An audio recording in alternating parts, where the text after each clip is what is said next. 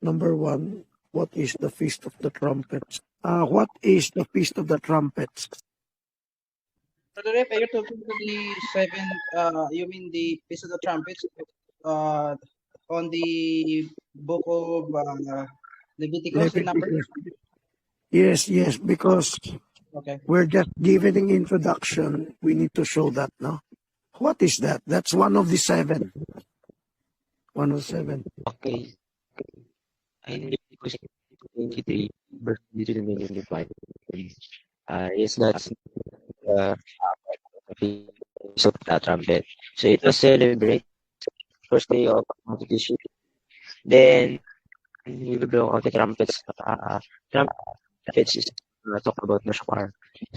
So the Feast of Trumpet and we celebrate during the 7 month of history. So that's all. The Feast of Trumpets is one of the biblical festivals found in the Old Testament and is still observed today. So But The Feast of the Trumpet, I just understand, is marked in the beginning of 10 days of consecration. So this is celebrated from with the Jewish, it's called Jewish feast or festival, and it's appointed by the Lord. And one of the three feasts that it's like related also to season. So the feast trumpet is begun on the first day and of the 7 month, and it's written in Leviticus chapter 23 verse 24, Numbers 21, 29 and 1 to 6. And then the way they celebrate it is you're going to blow what they call that, a ram's horn. In the verse, it's called, the passage of the verse is a trumpet blast. It's a translation of the Hebrew, which is teruah. I don't know the pronunciation, but it means in English a shout or a blowing thing. So it is also, the Feast of the Trumpet is very important in Israel because it's important because it's also related to the hidden revelation of the Feast Trumpet is related to the ministry of Christ. So they're not going to also do anything like a Sabbath thing. They're not going to do anything that is not related to God. That's it. What I. The Feast of the Trumpets are the, yes, like Sister Joanna said. So it is a holiday which observed from the perspective of the Jews, which it starts from the first day of the 7th month of Tishri in the Hebrew calendar. So I'm just gonna make it concise from what I know. So it is marked by blowing of trumpets, or what is called shofar, sacred assembly, rest from work, and offering to the Lord. So it begins also from the civil new year, from Rosh to Hana, and serve as a call to repentance, and leading up to the Day of the Atonement. So it means, to make it short, so it is a memorial of trumpet blast and a holy convocation. And there's also a prophetic sign of God's future on the judgment of and redemption to the book of Revelation. Okay, so that's my that's what I know. let's continue with video. Play the video. Is it September 23rd? That's the main clickbait. What if Jesus wasn't hiding the date? He was highlighting it? Here's the key that changes everything. In first-century Jewish culture, there was one specific feast, only one, that was literally known by the exact phrase, "No one knows the day or the hour." It wasn't a general saying. It wasn't a figure of speech. It was the actual name of a specific holy day, the Feast of Trumpets. Now, before you dismiss this as coincidence, let me show you why this feast was called by that exact phrase and why it matters more than you can imagine. The Feast of Trumpets was the only Jewish feast that began on the new moon. Every other feast had a fixed date you could calculate in advance. Passover? The 14th day of Nisan. The Feast of Tabernacles? The 15th day of Tishrei. These were predictable, schedulable, plannable. But the Feast of Trumpets? It started on the first day of Tishrei, which was determined by the sighting of the new moon. And here's what's absolutely crucial to understand. In ancient times, you couldn't just pull out your phone, open an astronomy app, and say, "Oh, the new moon is at 7:42 p.m. tonight." The feast couldn't start until two qualified witnesses actually saw the first thin sliver of the new moon appear in the darkening sky. Picture this. Two men would stand on the highest point in Jerusalem, scanning the western horizon as the sun set, watching for that razor-thin crescent to appear. Sometimes it was clearly visible. Sometimes clouds obscured the sky. Sometimes atmospheric conditions made the sighting impossible. If they couldn't see it on the first expected night, they had to wait until the second night. That meant you literally, not figuratively, but literally, didn't know if the feast would begin on the first expected day or the second expected day. You could prepare, you could anticipate, you could get ready, but you couldn't know the exact day or hour until the witnesses made their declaration. That's why the Feast of Trumpets became known throughout Jewish culture as the feast no one knows the day or the hour. Now, go back and read Jesus' words with this understanding. But of that day and hour no one knows, not even the angels of heaven, but my Father only. Do you see what just happened? Suddenly, his warning takes on a completely different meaning. But the connections go so much deeper than just the timing uncertainty.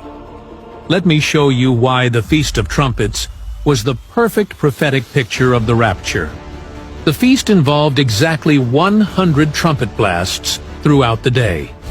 Not 99, not 101, exactly 100. These weren't random noises. Each blast had meaning, purpose, and significance. They were calls to attention, calls to worship, calls to remembrance. But here's the part that should absolutely give you chills. The sequence of trumpet blasts culminated in one final, longest, most powerful blast that lasted as long as the trumpeter had breath to sustain it. This final blast had a specific name in Hebrew, Tekiah Gedolah, the last trump, or the great trump. Now, with that background, the Apostle Paul wrote about the rapture in 1 Corinthians 15:52. In a moment, in the twinkling of an eye, at the last trump, for the trumpet shall sound, and the dead shall be raised incorruptible, and we shall be changed.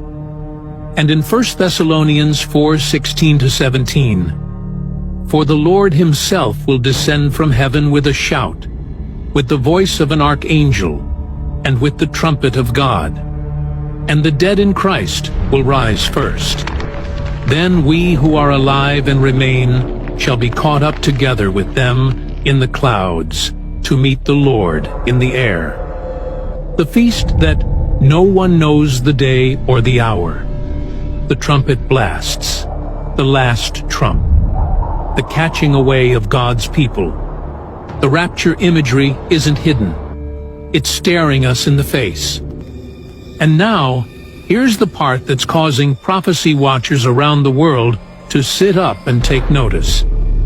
In 2025, the Feast of Trumpets falls on September 23rd through 24th. The question isn't whether September 23rd is guaranteed to be the date.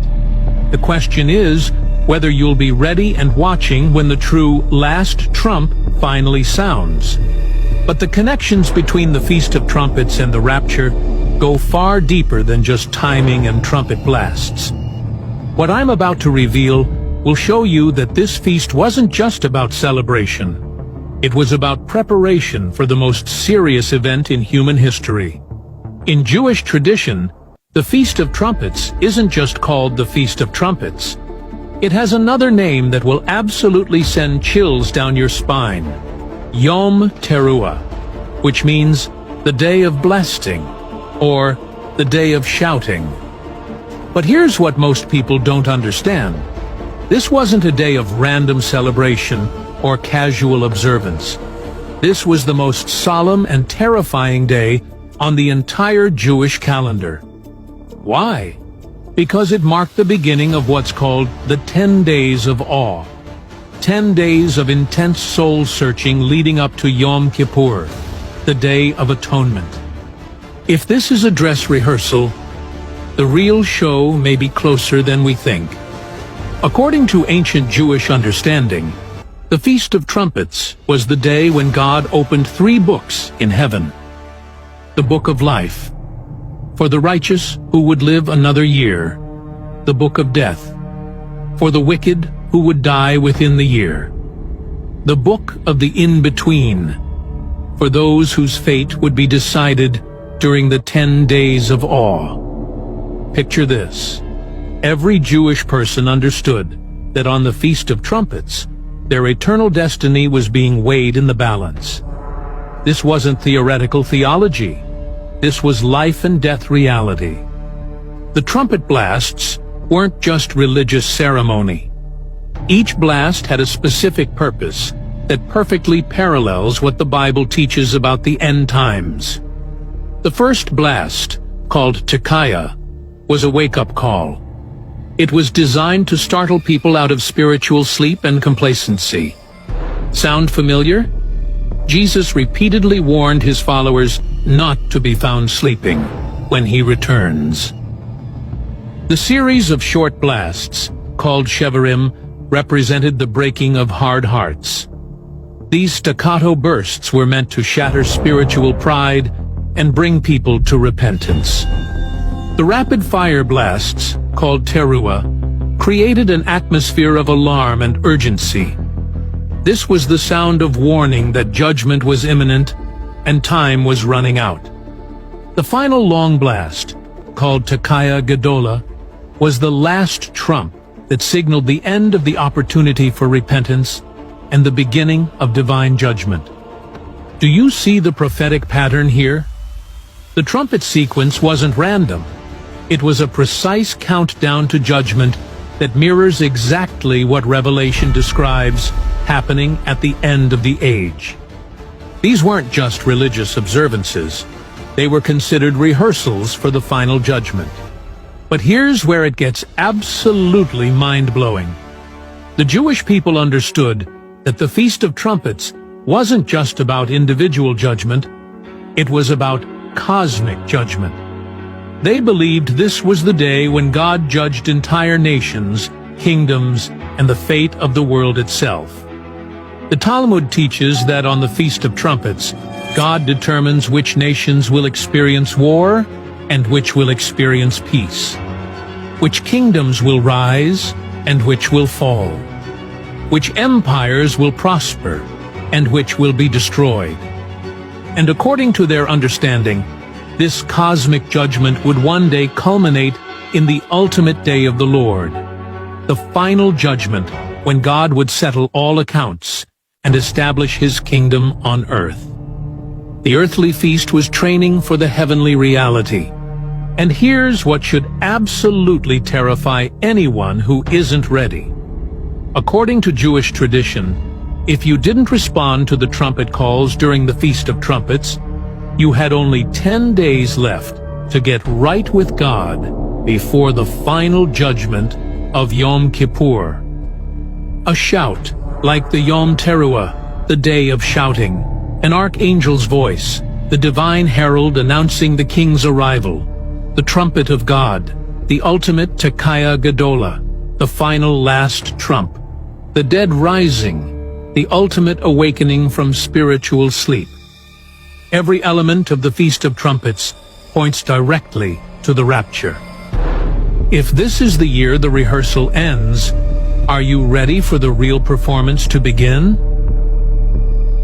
I think Chairman, that interpretation is Mitriv. Unlike what we believe that there is a pre-triv. That's not our topic, whether it's pre-trib, mid-trib, or post-trib. So you may show the tribulation of Sister Yed while I'm answering this. So actually, except for the mid-trib, the last trump can apply to pre-trib, applies to both pre and post. See that?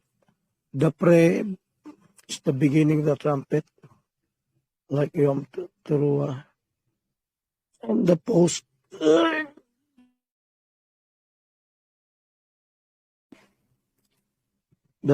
is the last trumpet refers to the post-trib.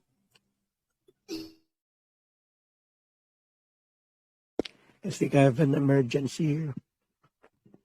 Well, the video was playing the whole 10 minutes. I could not breathe. I kept on coughing. My throat is very scratchy. So there are many things said in the video that reflects the revelation we're given last days. I hope you can connect all of them. Hello, Bra Francis. Hello. I have an emergency. Okay, Hello. we need to bear with it. Okay, ask the question, Brother Jerry. Yes, I was not around last night because I was out of town. But I've listened this morning, the Sabado Tanungan, and I noticed something when Brother Menon expounded about the Yom Teruah, the Tekaya Gazola, and Tequila. And as you shared years ago about the hybrid explanation of the level regarding the trumpets. And you speak about the uncertain sound and the certain sound, which you applied the certain sound in tribulation and uncertain sound in the church ages. But as I'm hearing last night, it seems that, as you explain, there is a certain sound also during the church ages. There is a certain sound, but it takes an span of time. It's not something like with the tribulation period, but it's a what we call it an abrupt, or in a short period of time, the trumpet judgment or the certain sound sounded simultaneously. Will you please explain it? If I was thinking right.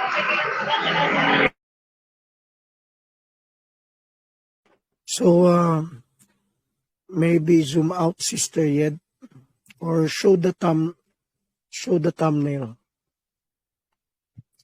Let's zoom out for the moment, then you can show the thumbnail.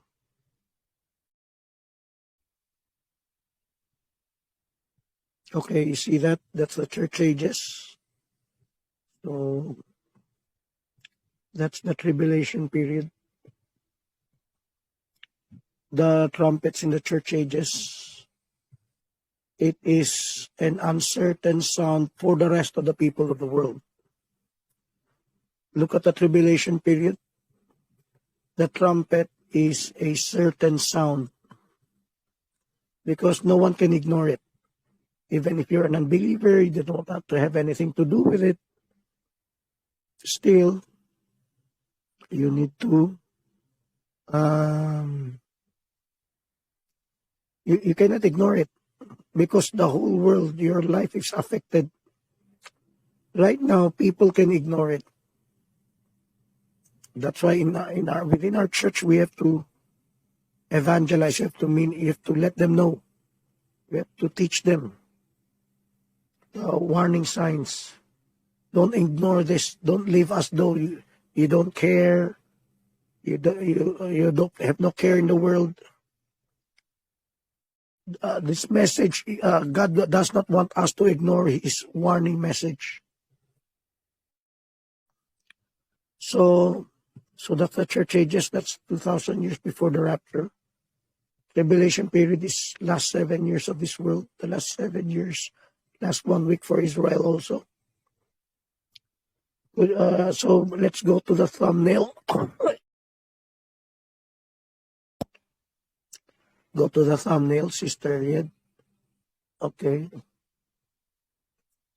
I think this is level 3. This is not our thumbnail.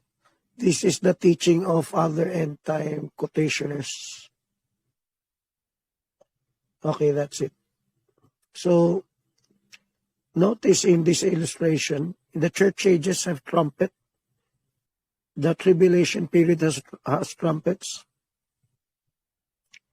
They're parallel to each other. Church ages is parallel to the last week of Daniel. Like in the dream of Pharaoh. What was the dream of Pharaoh? Yes, 7 years of plenteous. In 7 years of plenteous. Yes, and 7 years of famine. So, the uncertain sound is in the side of the church ages for the rest of the world. For those who ignore the call, those who are Nicolite and lukewarm. In the church ages, the trumpet blast of the Lord is only heard by the bride, the true church, the true believers. To them, it is not an uncertain sound. To them, it is a certain sound. In Corinthians chapter 15, I forget the verse, is it 11? If a trumpet sound an uncertain sound, who shall be able to? You don't hear the warning, you don't do anything. If our church, we fail to visit other brethren and give them warning, then our church has become an uncertain sound. The message has become uncertain already. In the tribulation period, the whole world could not ignore. The whole world could not ignore. So, in the church ages, for the bride, it is a certain sound. What about in those left behind? Still will catch up with the bride. The foolish that will become wise, alongside with 144,000. For sure, if the whole world is already certain sound, the trumpet blast is already a certain sound. To them, it's also a certain sound because they're the ones blasting it out. After the ministry of the 2 prophets, they will be the one blasting it out to others. That should be what we're doing in the side of the church age. We're not doing that. We're not fulfilling our destiny. We're not fulfilling our role. Then we belong to the world, even if we call ourselves church. So it's very important, brethren. Brother Joshua, don't forget this. I think you're the only, Brother Padun also listening, and maybe Barlito, Sir Joanna, a few that is listening right now. You're the only ones who can help out. But to arrange, make sure the program, the break time, that everyone hears it. Everyone has someone, they know the warning. Okay? The training the family, judge, counseling ministry. That's the trumpet blast of the present truth. Don't leave them in ignorance, talking anything like a cocktail party of the world.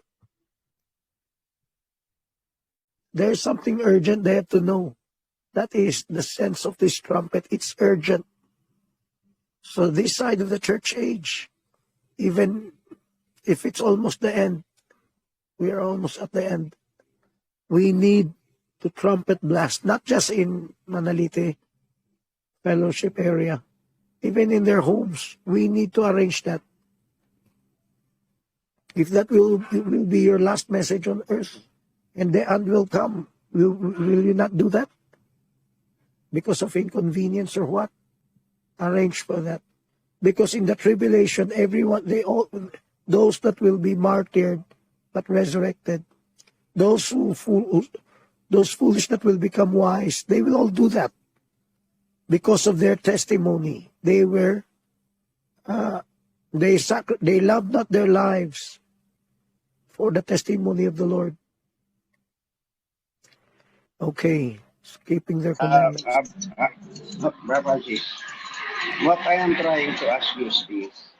Certain sounds and uncertain sound was transpiring in the church ages. That's what I am trying to ask you. Is that right? As you explained that, Mela, Only in so the church age. it's in church ages. It's not only an uncertain sound, but there is a certain sound during the church ages. But it took a long period of time before it takes place another certain trumpet sound. The judgment, the cataclysmic happenings during the church ages. Let's say the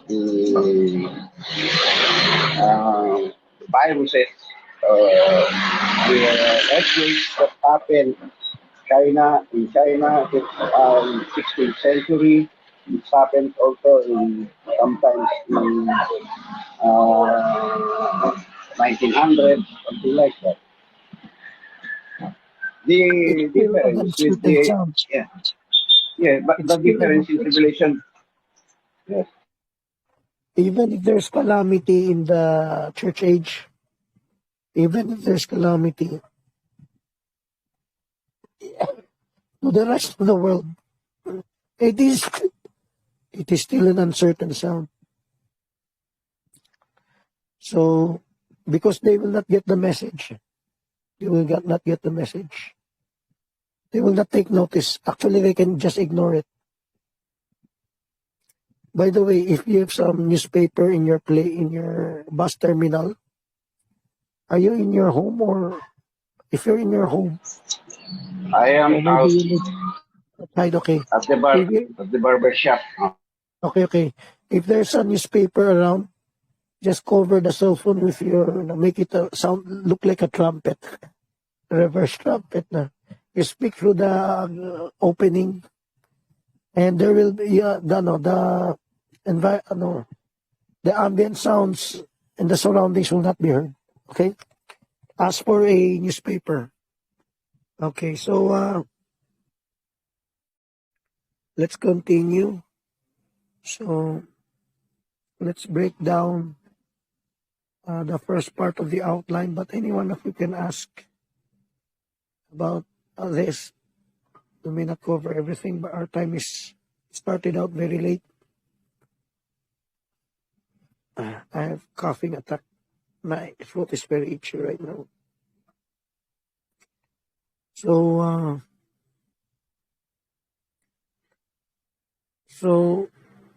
let's break down what the video said a while ago. The short blasts, the long blasts, the 10 days. Okay. So Sister Yed, Brother Menan, according to what the video said, okay, and the shofarim, the last day, great day before the atonement.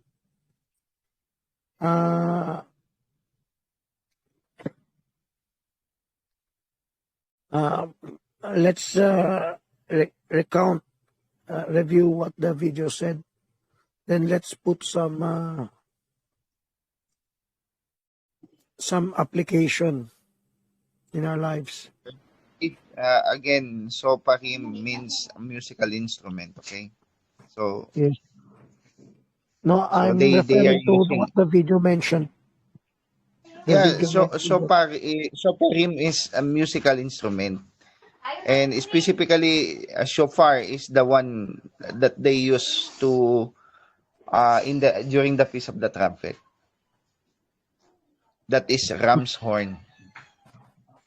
Okay, change your pictures now, Sister Yet. Okay, let's break this down. There's Yom Teruah. According to what the video said, there's Yom Teruah, there's Tekiah Gedola, there's Tekiah. The video mentioned Shofarim. So he's referring to some segment of that trumpet feasts. Trumpets feast. Within the trumpets feast, there are certain periods.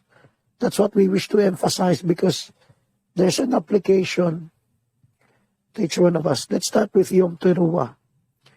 Can anyone contribute? So, Menan, I hope JP David will not be silent, no? Or at least they did some research. Joanna, Menan, Sister Yed, tell us about the first part, then I'll give some typology. What the video said. We could have just interrupted the video and explained, but I was in a bout of a coughing bout. So, tell us about the first part. No, I'm Yes. just basing on the outline. So letter A, Yom Teruah also Yom means day. So day of trumpet. Teruah is the trumpet or the day of or that's also piece of the trumpet. So that is the Yom Teruah. It's also known as piece of the trumpets, Rosh Hashanah. So that's it. So, the word Brother Renan, what are they using? Teruah. we cannot hear you, Barjo. Metal, You need some metal newspaper. drums. Borrow some newspaper in the barber shop. They surely will have one. So, the roadside is much more louder than your voice. Did you get the question of Jerry Bermenan? Did you understand his question? No, I don't understand. So Okay. just So, to borrow a newspaper, telling, he's just telling about the Yom Teruah. So Okay. let me explain again. Yom Teruah means the day of blasting, or the day or day of shouting. So it refers to the piece of the trumpets. So this is the key aspect of Yom Teruah. Hebrew meaning from the word Teruah means to make a loud noise, such as trumpet, blast, or a shout. So that's the Teruah mean. So during the in the biblical accounts, or in the biblical the Bible commands during the time of Israel, when they observe the sacred assembly, or during their peace, there are no regular work. They are just focusing on the sounding the trumpet. So our opening song is blow the trumpet in Zion, Zion. So And the message of the prophet. that it. So a shofar, means trumpet, or shofar it is the ram's horn. They are using the ram's horn in order to blow or shout, or make noise, and it has a symbolic meaning, or it's including summoning, warning, battle or cry, and call for repentance. So that is the significance of the shofar. Why they are using the ram's horn in relation to Yom Teruah. So the Sabbath part, I'd like to. So they are using shofar, not a metal trumpet. Raminan.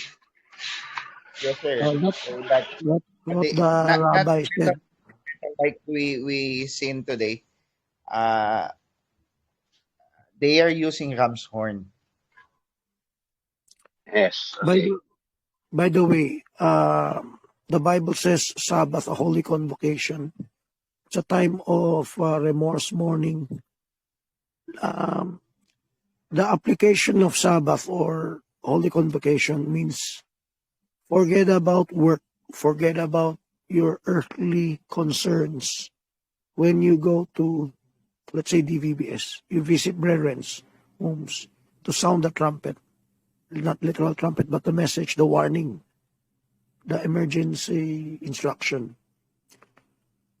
It means don't let anything get in the way. Don't let anything prevent us from doing that to our brethren, from warning our brethren.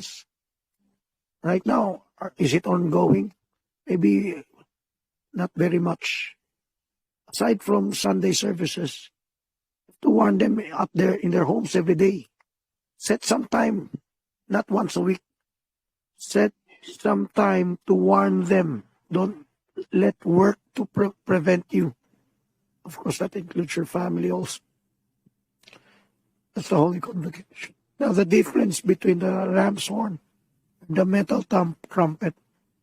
Let's play the rabbi 1 minute video. I think he mentioned that. That's why I shared the video in the series. Could you play that, Sister Yed? Could you play that?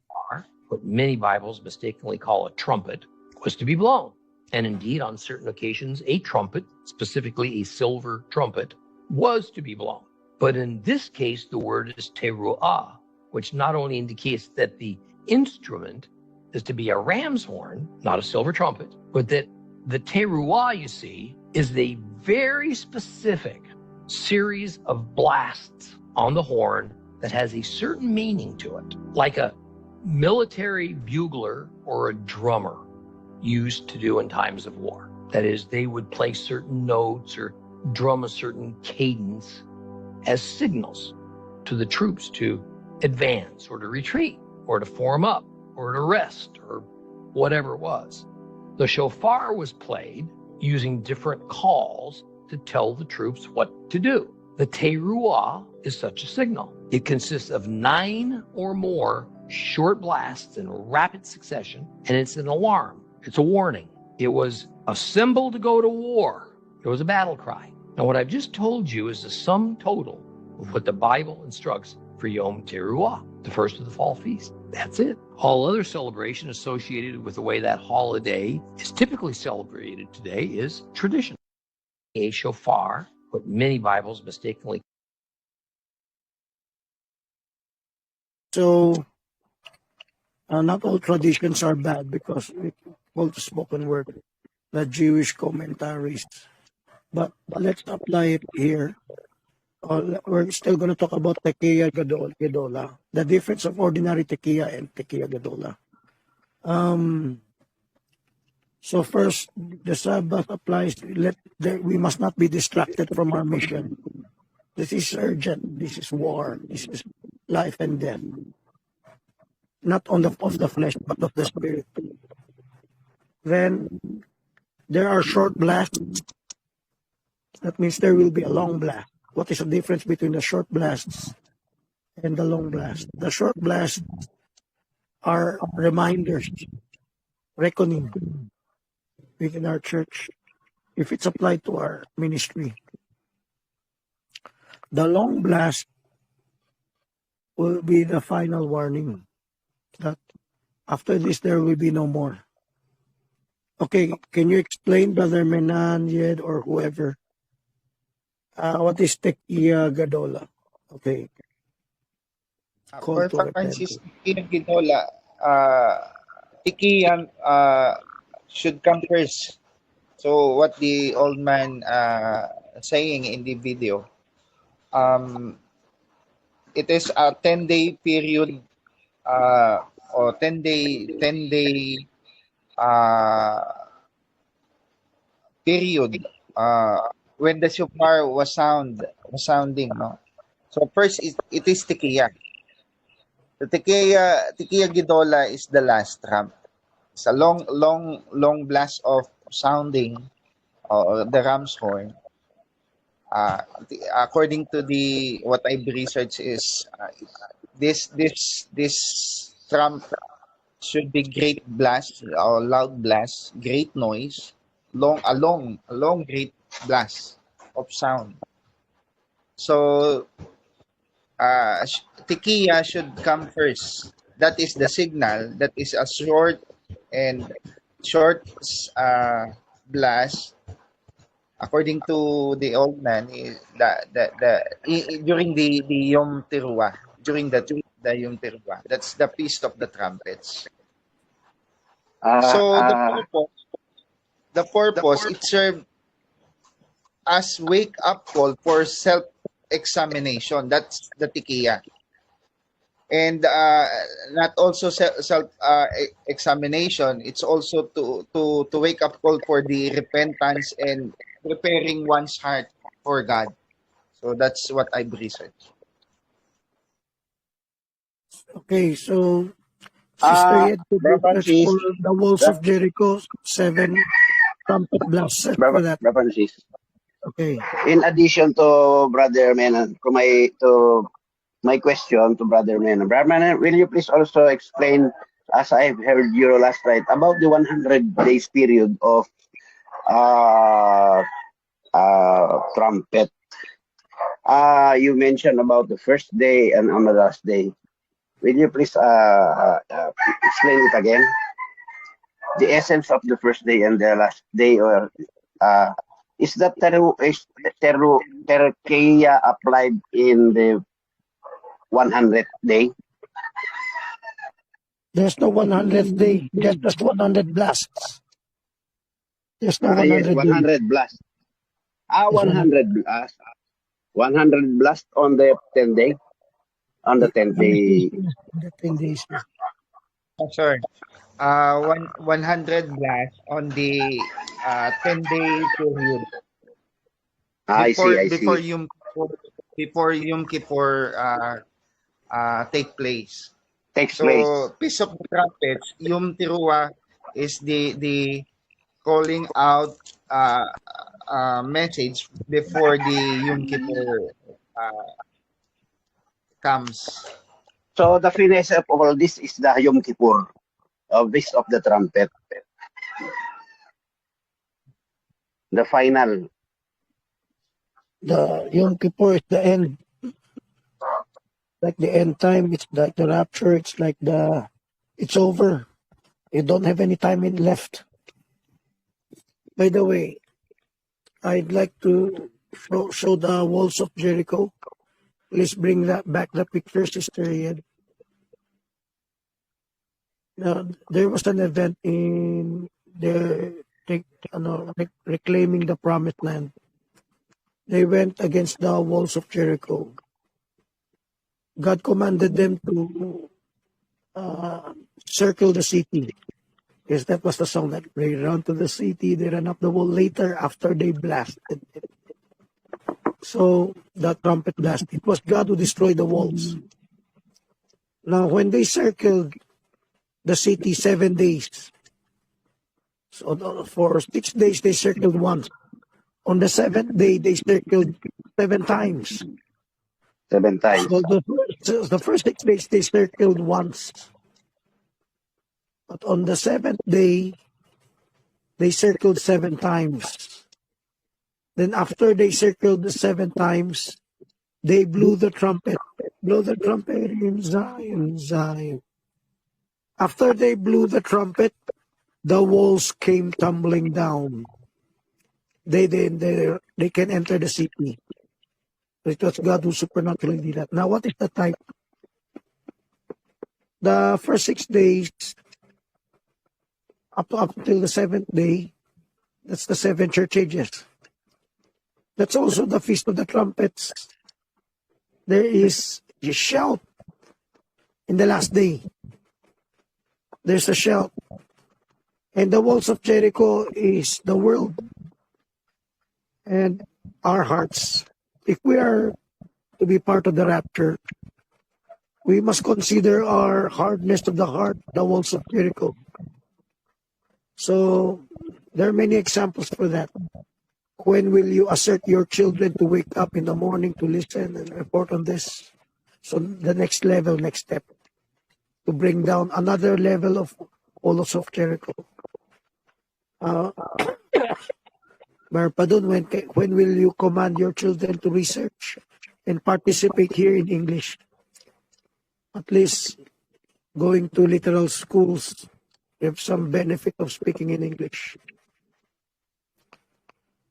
But when we're ashamed to speak out, to participate, that's the hardness of our heart.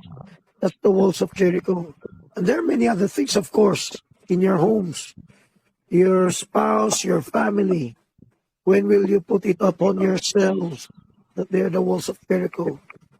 Your assertion of authority, your delay, no reckoning at all, no coordination. About the church, there are many who do not want to help out yet.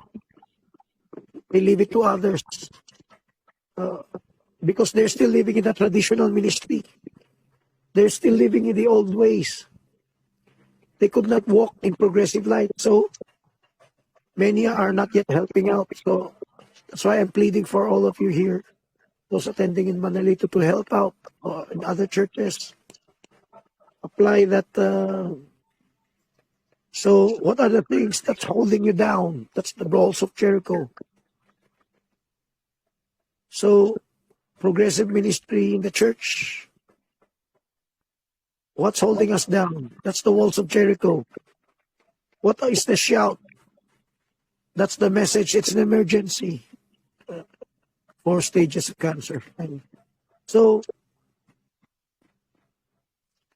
then they Francis, blew the before trumpet at the end, Francis, can I end add? time. Again. Hello? Can I add before you tackle about the spiritual side of the trumpets or the Yes. typology in our Ministry, their lives.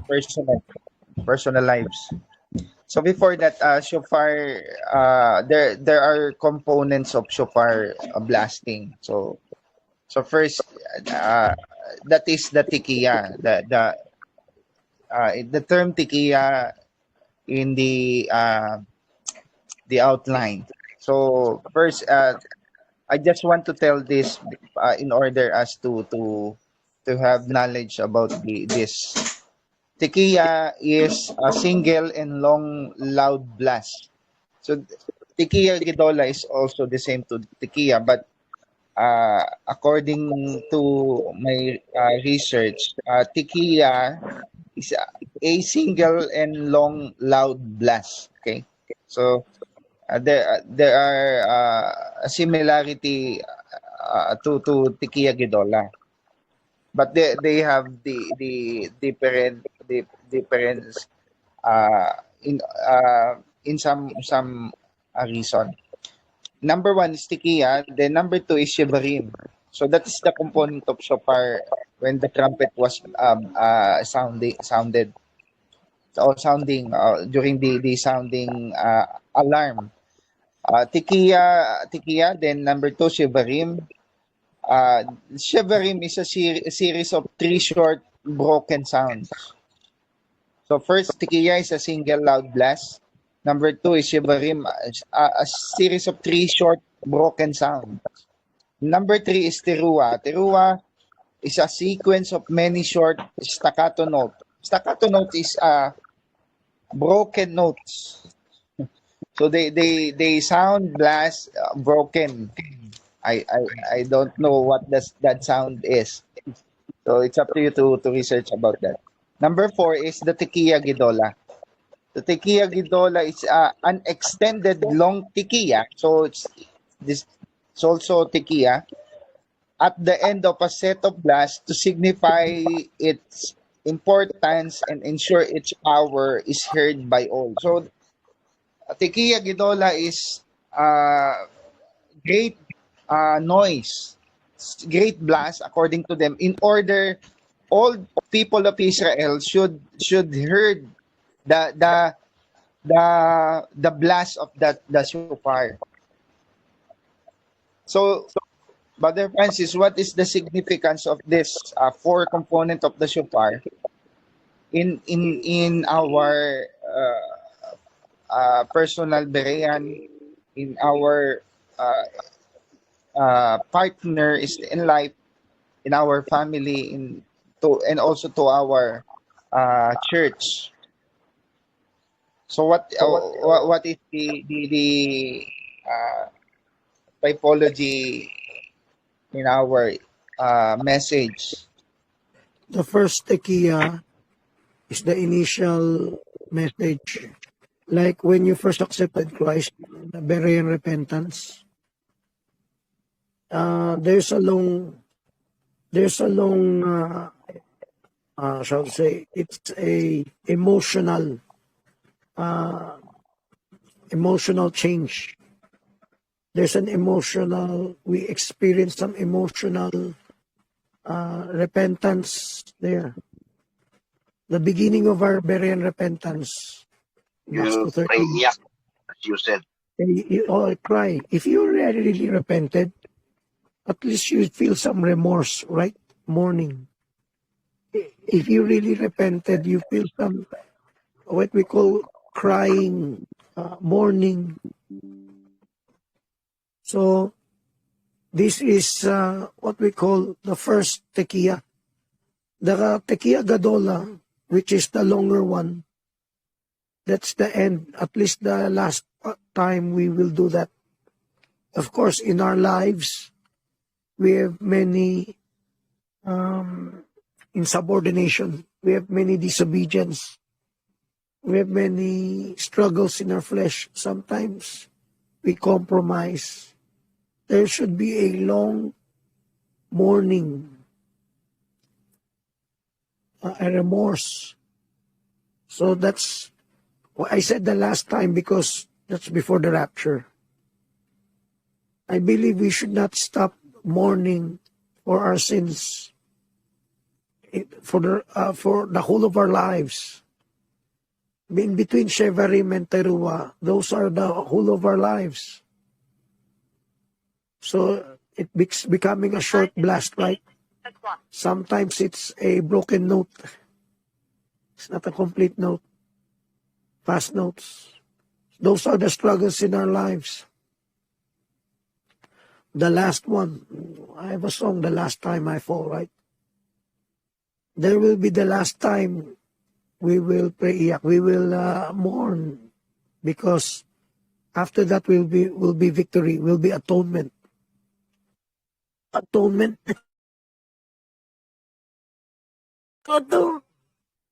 Atonement is justification. You're already justified.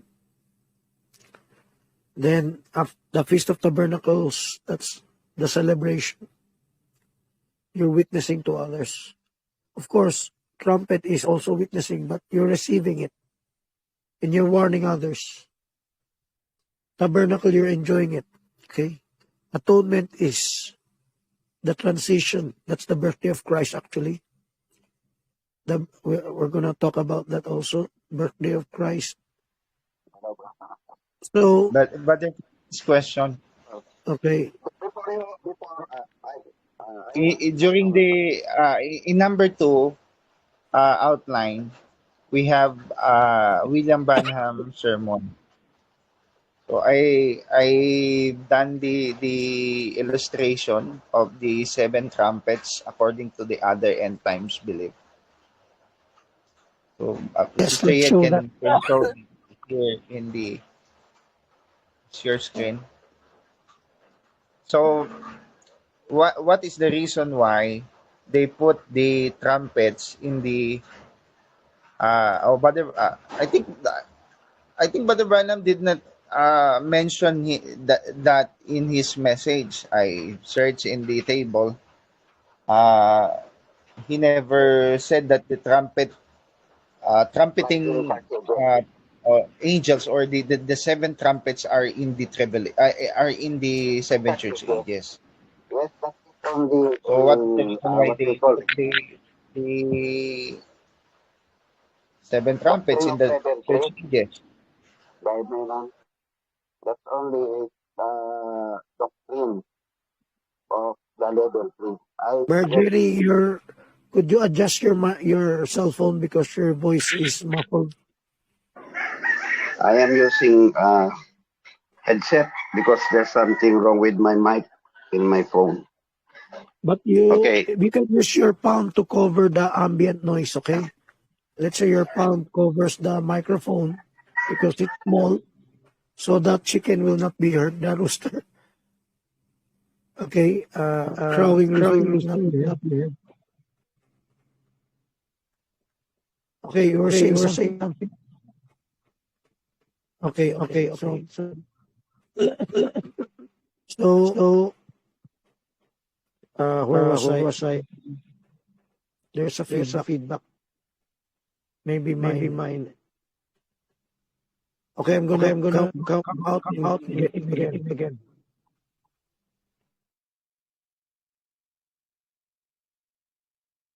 Okay, there's no more feedback. There's still feedback. It's from my tablet. But you are echoing, Brother Francis. Again. There is an echo when you Yes, when you speak. So I have to come out again. But okay, continue the I'll try to adjust this side. Maybe it's the share screen. So it's not coming from me, it's from the share screen. Okay. So I thought it's on my side. Okay, so I'm not. What I am trying to ask, Brother Francis, is this. So that would be applied. The mourning will take place before rapture and also before during the post-tribulation or before millennium. yes. Uh, Morning. The difference is it's about the bride, and on the post-trib, mourning for the whole earth, and also what they call it the sixth seal or the nature, the world, and even the creation will mourn. Yes. So cover your microphone with your palm, okay? Facing your mouth. So the rooster will not be heard crowing. So Psalm said, "Mourning shall endure for a night, but joy cometh in the morning." A morning, that's the next day. It means to say, we need to mourn, we need to cleanse ourselves. That's for atonement. Then we can celebrate. Let's say we celebrate attending fellowships. We sing songs. But we need to mourn, we need to cry, we need to repent. We need to take stock. How do we repent? We don't just repent for anything we think of. We repent for the things we have omitted to do. So every one of us, all elders, ministers, husbands and wives, parents, children. Of course, if we are the parents, we have to tell the children. If we are ministers, we have to tell all the parents. We need to mourn, just like Jonah. Message to Nineveh. They all mourned, and God spared them for the time. So we need to mourn. That's the message of the trumpets, and even up until atonement. So Barmenan was asking about the other end time teaching. So please share maybe close your share screen, Berminant. Sister Yed,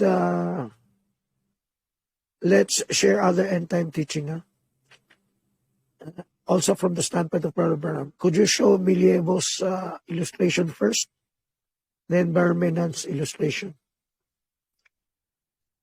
So close your share screen for the moment, Berminant. Sister Yed, share. Okay, that's Milievo's now. Would you close your share screen, Berminant? So the illustration of Milievo will become larger. Berminant alone. Don't see any share screen from Brother Branham. You don't see any share screen? Something's wrong with this tablet, huh? I can see the share screen of Berminant. Okay, so let me click Milievo's illustration. Look at the timeline of Milievo. The whole church age is the first, second, third, fourth trumpet. And the fifth, sixth, and seventh, the last three trumpets, is World War I, World War II, World War III. The first woe, second woe, third woe. So we can safely assume a level 1, level 2 in the end time is very similar. That's their teaching, how they spread out the trumpets. I'm talking about the trumpets in Revelation.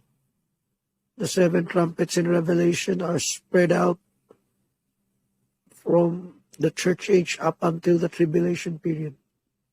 Of course, in this case, the 7th trumpet is in the last part of the tribulation period. So let's use the illustration of Brother Berminant. So please share the illustration of Berminant.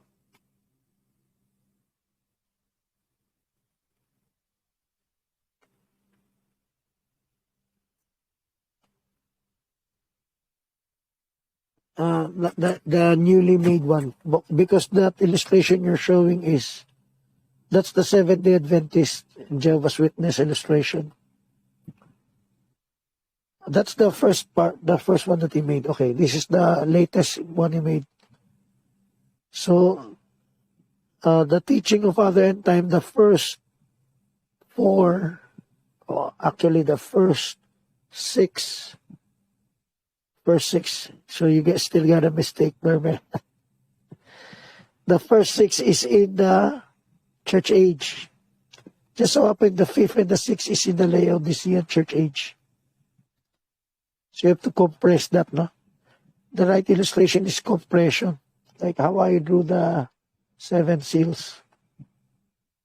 If you have an illustration of my 7 seals, how it was compressed at the end, I can share it, Berman. So, here, they spread out the trumpets between the church ages and the tribulation. Why is that so? Because presumably, they got it from Brother Branham. Brother Branham might have some statements, not necessarily in the Feast of the Trumpets sermon. It could be in other sermons, okay? That,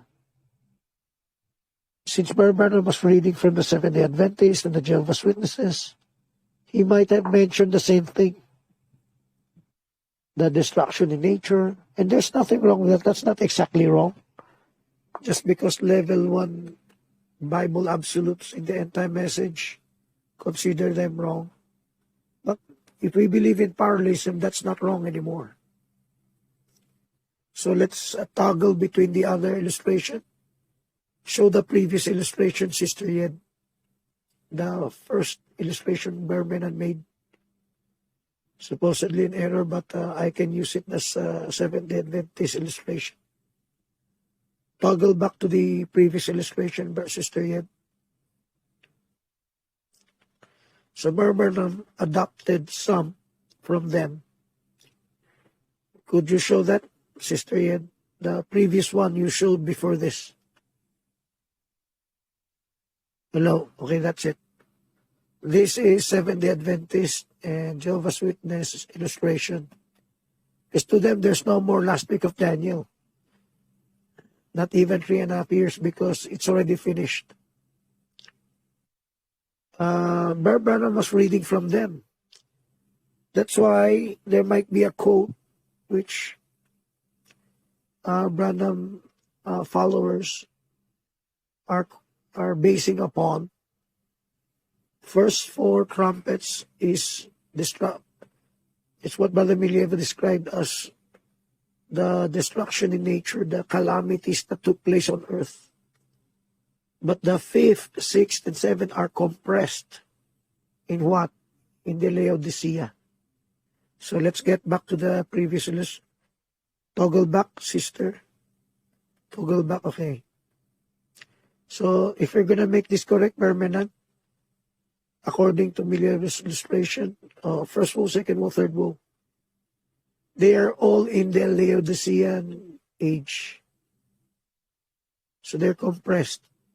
So only the 7th trumpet, actually if you're basing it upon the length of time, even the 7th trumpet is compressed with the 5th and 6th, because 3.5 years is very small compared to 2,000 years. So, Vermenan, if you can show the seals compression I drew, it's very similar to that. Now, let's talk about this. The Vermenan spread the trumpets.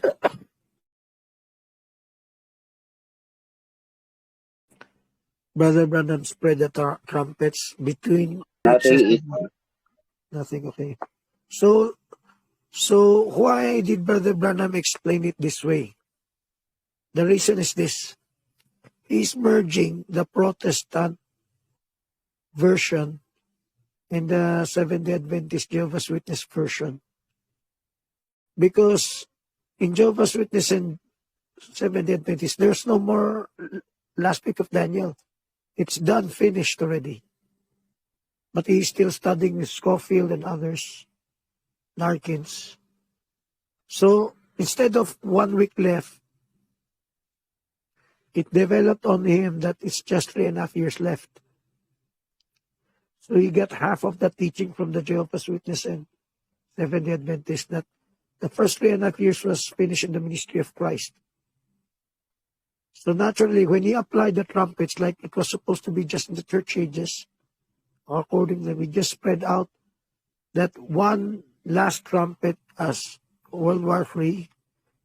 Even that idea might have come from them. Okay, first woe, second woe, third woe, World War I, World War II, World War III. That's why I spread out. And what it is for us right now, it is a sign for us that the message of Brother Branham is a transition period, a transition from denominationalism to going back to the Word, being Word absolute. It's not true that denominations are Word absolute, because they need to be Berean in order to be Word absolute. So the Brother Branham is a transitory period, transition process where we apply. What is the final process? The parallel application. So please show the thumbnail, Sister Yed.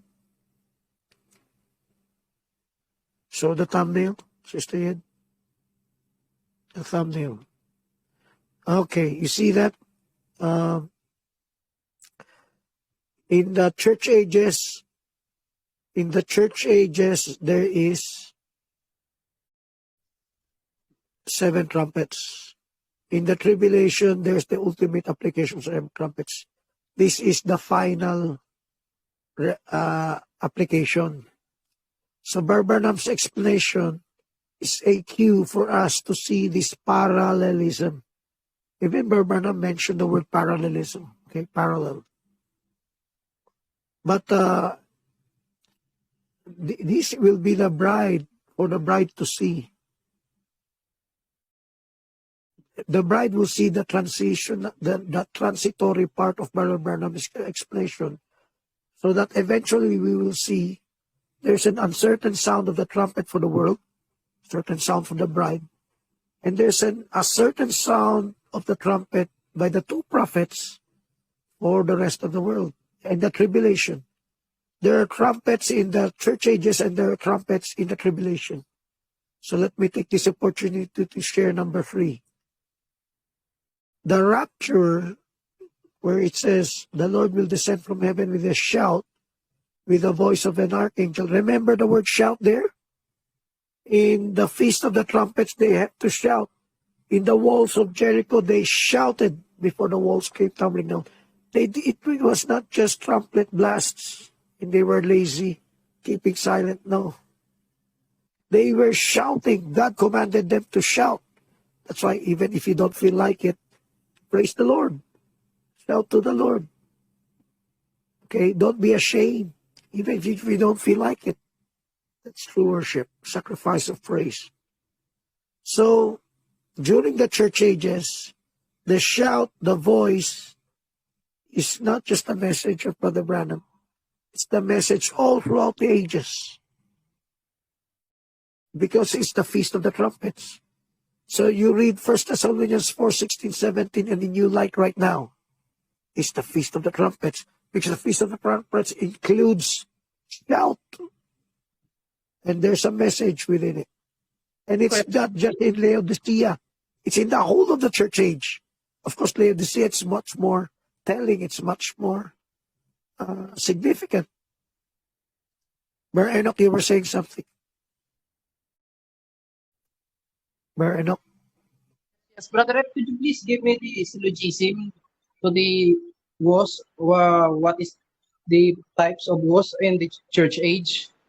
Again, could you please, because I didn't So understand. the explanation of Brother Branham that he might have picked up from the others, that's just a stepping stone. That's like I say, he's spreading of the trumpets between among the church age and the tribulation combined together.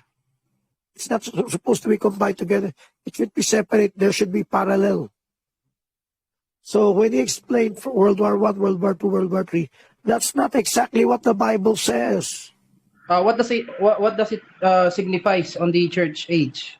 Or what is the signification significance application in the spiritual aspect of three woes? So for Brother Branham's explanation, it's like an uncertain sound of the trumpet. Can you apply the church age in the calamities in the book of Revelation? Yes, and there are other teachers who apply that. I was reading from Holly's Bible Handbook. You can research that. That's exactly his teaching. He applied the woes, the trumpets in the church age. He didn't apply it in the tribulation. And that's not wrong. So what the Seventh-day Adventists and Jehovah's Witnesses are teaching, it already took place in the church age. It's like historicism. That's not wrong. But that's not the main application. It's a warning. It's a prelude. It's a precursor. It's for us to see. The significance is for us for the bride to see. That's not the final.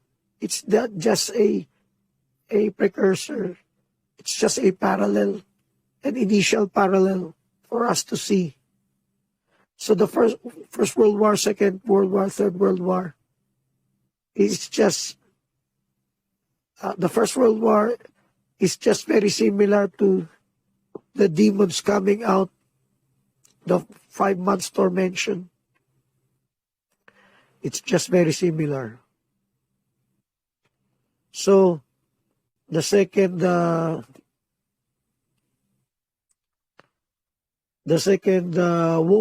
World War II, the tanks, the weapons for warfare, and it's not wrong. Can you apply the woes there? Yes, the first woe, the second woe. By the way, the second woe is the killing of the two prophets. To the Seventh Adventists and Jehovah's Witnesses, the two prophets are just symbolical. They're not literal prophets, human prophets. They're just the Old and New Testament. And there's nothing wrong to apply with that. To them, the 144,000 represents the church. It can be. There's nothing wrong with that. But that's not the final application. It's just a stepping stone. It's just transitory. The final application, of course, there is a last week of Daniel. So your question about the first three woes, even though Branham explained it, he picked it up from others. That's not the final application. The third woe almost coincides with World War III, or Branham's explanation. The second woe, the first woe, does not. Because the second woe is the killing of the two prophets. I believe in the end time message, they believe there's a literal two prophets that will come on the scene. So the second woe for them is not biblical. Brother It's Ed, something they picked up from the quote. But you have to understand, from the quote, you have to go to the Bible. The quote is just a stepping stone for you to go to the Bible. You eventually should teach the killing of the two prophets. Bar Jackson, I think, was the first okay, one to say that. Okay. Brother Ed, so you're saying that the seven trumpets are it is used for correction for his people, because the church are from the church of Ephesians to Laodicean, it becomes a Nicolaita, and also a judgment for the unrepentant church. Become Nicolite and lukewarm. So the same thing that ails us, the same thing that ails them. And God, the true messengers of God, is calling them back to repentance. So in every age, you can assign similarly the seven trumpets to them. But it's not only for the church, not for the whole world yet. For the whole world, it will be the seven angels in heaven. But I don't deny the seven angels in heaven secretly. It was not very exposed yet, not yet revealed until the opening of the seventh seal. Chapter 8. The seven angels are not yet fully identified. They're called the seven spirits before the throne of God. They're anointing the seven-star messengers in the church age. So there is an uncertain sound for the world, a certain sound for the bride in the church age. It's a warning, it's a call, very similar to our lives, to our personal lives, as what God commands for the Jewish, for the Israelite people in the celebration of the trumpets, trumpet feast of the trumpets. What they should be doing, it's the period of mourning, period of warning. But of course, you need to know the application. The application is very important. So let me wrap this up with this. In Corinth, that's 1 Thessalonians. Talked about 1 Thessalonians chapter 4. Last question. Okay, question? So from what I know, the woes of Revelation, from what is this a spiritual significance? From what I understand, the first woe is it's I mean the demonic tormentation of the first woe, second woe, and third woe. So is there any typology of the woes on the church age which implies the spiritual implication? You can rightfully apply that in their explanation. It happened in the past, historical. But it will still come soon. It will come in the tribulation period. There will be literal demons, like what you see in the movie Ghostbusters, no? The hell will be emptied of demons, and they will torment the whole of humanity. It will happen, definitely happen in the future. So when they applied it in the past, in World War I, World War II, it's something similar to that. Something similar to that. Of course, it's very hard to live then. To eke out a living, you're like a rat, sewer rat, scavenging for food, for water. Everywhere is dangerous. That will happen again literally in the tribulation period. So, but World War I, World War II is just a precursor of what's gonna take place. So it's not wrong for others to teach Barbanam picking up on that, but it's for us to proceed to the Bible and to see how it will happen in the future. So it did not just happen in the past, it will happen in the future. I shared this in a minister's meeting, still around in Binondo. They cannot deny. I told them it will get worse. Something will happen in the future. They cannot deny. So if you can witness to Seventh-day Adventists and Jehovah's Witnesses, maybe even them, they could not deny something worse will come in the future. That will be the ultimate application of the woes. Okay? So the third woe is the World War III, according to Barbanam. It's almost close. What is the third woe in the book of Revelation? The devil is come down upon you. So, maybe Killing of 30 days. 144,000. The killing of the 144, yes, you can apply the last half of the 3.5 years. Okay, so let's talk about the last trump. I was interrupted there. 1 Corinthians 15. In the twinkling of an eye, the last trump can apply to the last trump of the church age, but it also applies to the last trump in the tribulation. The last trump in the church age is the rapture or the New Testament saints.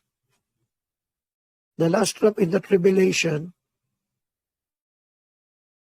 is the rapture or the resurrection of the tribulation saints, the foolish that have become wise, the 144,000 that were martyred for their testimony. They loved not their lives unto death, because of the word of their testimony, for the word of God.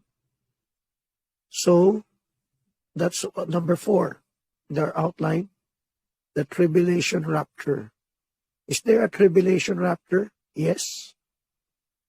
Matthew chapter 24. What does it say? With a great sound of a trumpet, he will gather his elect from the 4 winds. That's north, south, east, west. And from one end of heaven to the other. Those are the resurrected saints already up in heaven. The marriage supper of the Lamb. So that's the last trump. That's why it even signifies the gathering together of ourselves unto him. The trump is also a call to assemble. In a movie, Marvel's assemble, Avengers assemble. So here, the bride assembles. That's the last trump also. Can you apply the trump at the end of the tribulation, at the end of the human creation week? We can, but we don't have any time. I can't explain anymore. We started 20 minutes late, but I cannot take another 20 minutes. But maybe some of you have some questions. Next week, I hope you can be much more earlier. No? Okay, Brother, okay, just question. to summarize, let me just a summarization from what I understand. So you're saying the wall of Jericho symbolized the stubborn, hardened heart of a Christian resisting the Hukum ministry, right? And also the trumpet represents God's warning, preaching, and to call to repent, to become a Berean, to repent, just like how a Berean should repent. Yes. Now, So, for our church, for our local church, who has heard the judge counseling message, no? Okay. That's our Jericho. But for the rest of the world, it's maybe their next doctrinal hurdle, their next doctrinal stumbling block. The Godhead, baptism. Barbanam keeps on repeating that. Baptism. Sometimes the Godhead, but he keeps on repeating baptism. For the rest of the world, that's their Jericho. That's the hardness of their heart. Some are being converted. If they're in the process, maybe they're sincere. But if they're not in the process, even if they've been baptized in Jesus' name, but they might still be Nicolaitan. So for other churches who have not heard this detail, it's not just, you can call that they also have hukum ministry, but they don't call it that. We use the word hukum ministry for the details of instructions for our family, for our individual, for our church. Let's upgrade our level of worship.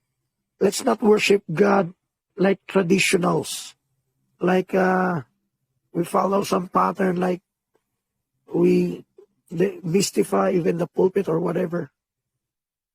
Let's progress to what the original the Bible said when they come together. Everyone can contribute a revelation, a doctrine, a psalm, a song. Let our anniversary celebration be like that. So let's get back to the Bible. So they have their own struggles. The reason I'm saying this, you might think, what about other people? They don't have the word home. So they have their own struggles, their own Jerichos. They have their own trumpets. And we're blessed if we allow ourselves to be used for them.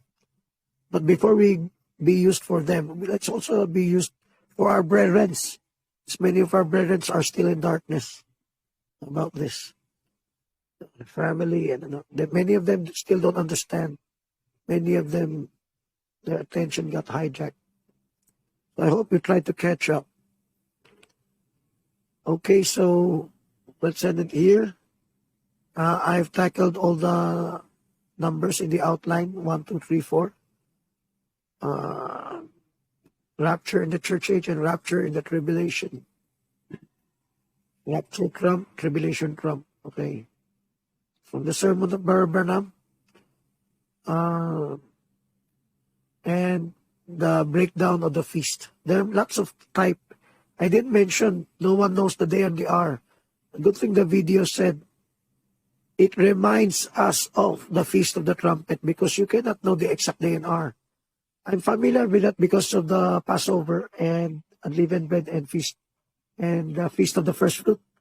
The first fruit does not always connect with unleavened bread and what? And the unleavened bread and Passover. They're dependent on the date, while the first fruit is dependent on the day of the week. In that line of thought, the atonement is, or the beginning of the trumpet is dependent on the new moon. The new moon does not come out on an exact day and hour. Okay, so someone must be watching for it. Okay, so please give us a closing prayer. So Lord, thank you, Lord, for this morning, and we have learned a lot, Lord, and there's a lot of message, Lord, that is unveiling before the coming, before your coming, Lord. And thank you, Lord, for this very wonderful message. And I know it's really hard to apply this in our lives.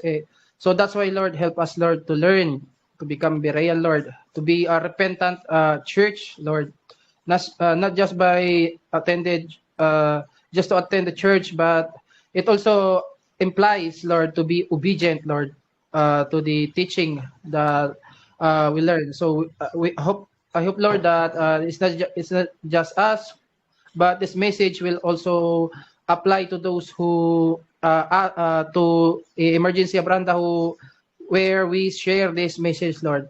I know there's a lot of correction, and there's a lot of needs to be done, Lord, in our lives before the second coming, Lord. And I hope that you help us, Lord.